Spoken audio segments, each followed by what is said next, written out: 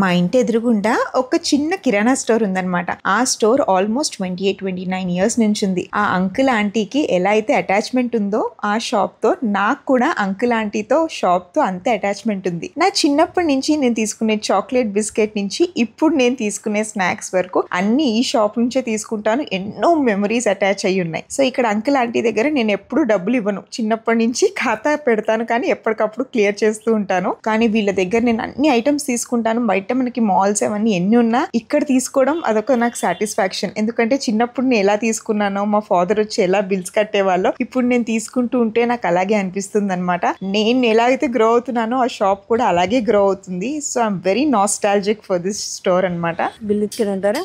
Bill ఇచ్చారు కానీ నేను మళ్ళీ ఇస్తా.